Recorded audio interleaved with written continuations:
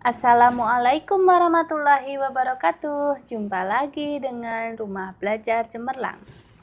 Adik-adik, kali ini kita akan belajar mengenai sifat-sifat operasi hitung pada bilangan bulat.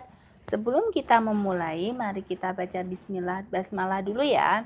Bismillahirrahmanirrahim. Nah, sebelum melanjutkan menonton video ini, jangan lupa subscribe, like, komen, dan tekan tombol loncengnya. Simak videonya sampai habis ya. Terima kasih. Nah, sekarang kita belajar mengenai sifat yang pertama, yaitu sifat komutatif atau pertukaran. Nah, jika pada penjumlahan, maka sifat komutatif itu berlaku A ditambah B sama dengan B ditambah A. Saya ada contoh, misalkan 2 ditambah 4 itu sama dengan 4 ditambah 2. Nah, ini A tambah B sama dengan B tambah A. Coba kita hitung apakah nilainya sama. 2 ditambah 4 itu 6. 4 ditambah 2, 6. Nah, sehingga sifat komutatif ini berlaku pada penjumlahan. Coba yang selanjutnya pada perkalian itu berlaku A kali B sama dengan B kali A. Coba kita ada contoh lagi. Saya ada 3 dikali 4. Apakah nilainya sama dengan 4 kali 3? 3 kali 4, 12. 4 kali 3 juga 12. Nah, di sini jadi, sifat komutatif berlaku pada penjumlahan dan perkalian. Coba kalau misalkan pengurangan, apakah nilainya juga sama? Misalkan saya ada 6 dikurangi 2. Apakah nilainya sama dengan 2 dikurangi 6? Coba, 6 dikurangi 2, 4. 2 dikurangi 6, negatif 4. Nah, ternyata tidak sama. Jadi, sifat komutatif tidak berlaku untuk pengurangan. Coba sekarang pembagian. Saya ada 3 dibagi dengan 1. Apakah sama dengan 1 dibagi 3? Kalau 3 dibagi 1 aja 3. 1 dibagi 3, 1/3. Nah, ini juga tidak sama. Nah, jadi perlu diingat untuk kalian bahwa sifat komutatif atau pertukaran itu tidak berlaku pada pengurangan dan pembagian. Nah, selanjutnya kita belajar mengenai sifat asosiatif atau pengelompokan. Nah, yang pertama pada penjumlahan itu berlaku ini. A ditambah dalam kurung B ditambah C sama dengan dalam kurung A tambah B ditambah C. Coba sekarang saya ada contoh. Misalkan 3 ditambah 6 ditambah 2. Dalam kurung ini sama dengan dalam kurung 3 ditambah 6 tambah 2. Coba apakah nilainya sama? 3 kita tulis tetapkan. Kemudian 6 tambah 2 kita jumlahkan sama dengan 8. Kemudian sama dengan 3 tambah 6 ini 9. Kemudian ditambah dengan 2. 3 tambah 8, 11. 9 tambah 2, 11. Nilainya sama. Jadi ini sifat asosiatif itu berlaku ya pada penjumlahan. Sekarang yang kedua pada perkalian. A dikali B kali C sama dengan A kali B kali C. Coba saya ada contoh misalkan ini. 2 dikali dengan 4 kali 5. Apakah nilainya sama dengan dalam kurung 2 kali 4 kali 5? Coba ini, 2 kali 2 tetap kita tulis, kemudian 4 kali 5 itu 20.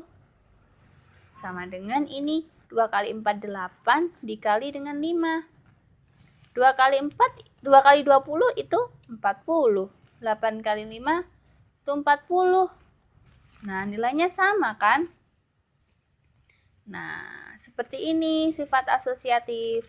Kemudian yang selanjutnya sifat distributif. Nah, sifat distributif pada operasi perkalian terhadap penjumlahan itu berlaku seperti ini.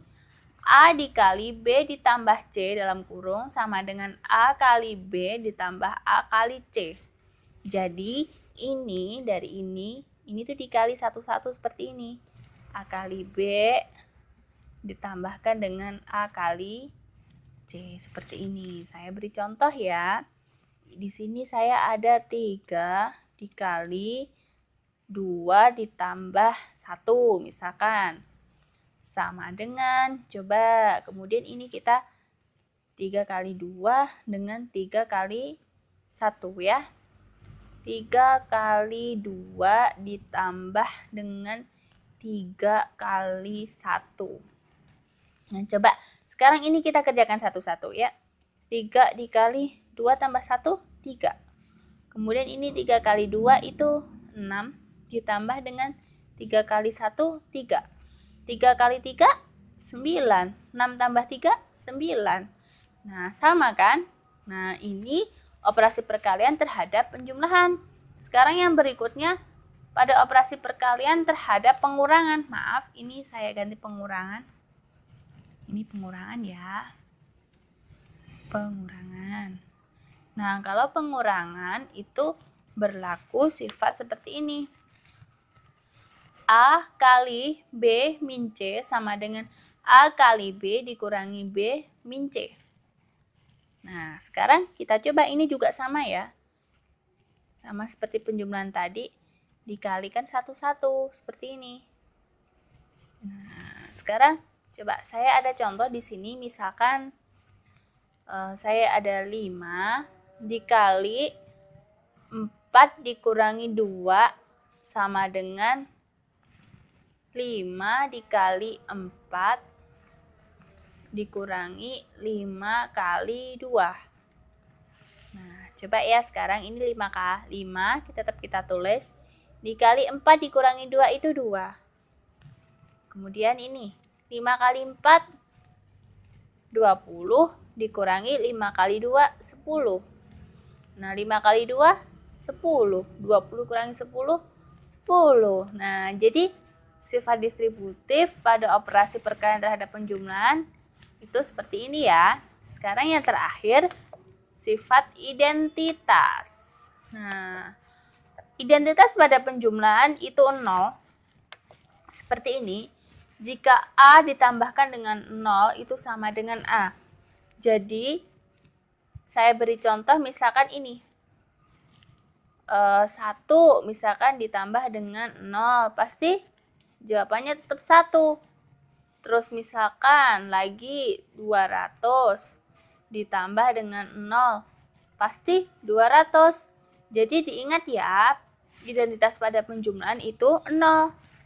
Sekarang kalau pada perkalian, identitasnya itu 1 ini. A kali 1 sama dengan A. Saya ada contoh, misalkan 5 dikali 1 pasti nilainya 5. 1000 dikali 1 pasti nilainya juga 1000. Jadi diingat ya, kalau sifat identitas pada penjumlahan itu 0 dan identitas pada perkalian itu 1. Nah, demikian penjelasan dari saya. Selamat belajar adik-adik, semoga sukses. Wassalamualaikum warahmatullahi wabarakatuh. Demikian pembahasan soal kali ini. Jangan lupa subscribe, like, dan nyalakan tombol loncengnya. Apabila ada pertanyaan, silahkan tinggalkan komentar di bawah ya. Terima kasih. Wassalamualaikum warahmatullahi wabarakatuh.